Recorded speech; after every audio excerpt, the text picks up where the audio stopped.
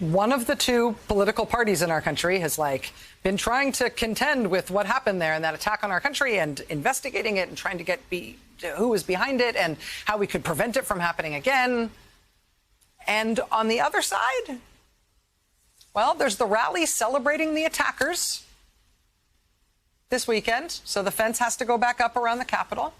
The leading Republican running in the California governor's recall race says in advance that tomorrow's election in California shouldn't count, and they will claim fraud. And for good measure, they are prepared to go to the ammo box unless everybody goes along with them on that.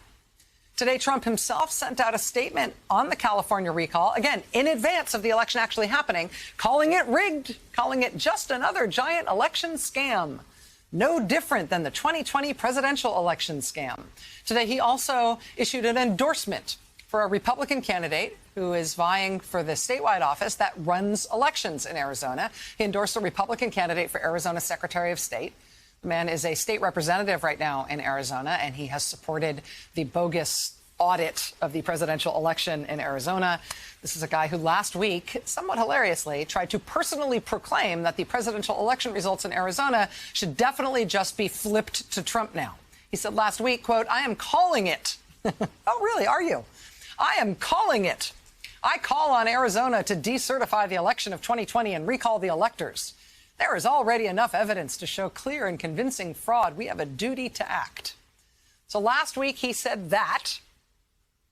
Today, Trump gave him his endorsement to be Arizona's next Secretary of State. Which means, what's more valuable than a Trump endorsement in a Republican primary, right?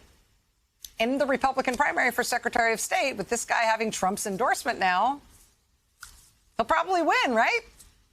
Which will make him the Republican candidate for Secretary of State in Arizona, running on a platform that Arizona should have its presidential election results from 2020 tossed out. And even though Biden won there, the state's electoral vote should just be given to Trump.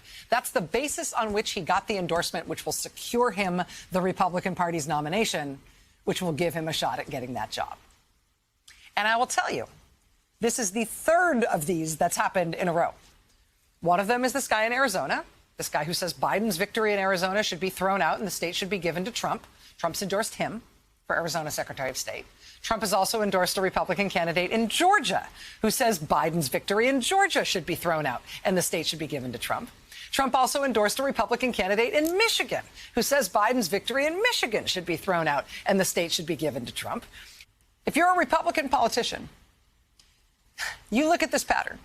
You look at Trump's sway in the Republican Party right now. What do you think it takes to be nominated by the Republican Party to be Secretary of State in any state in the country?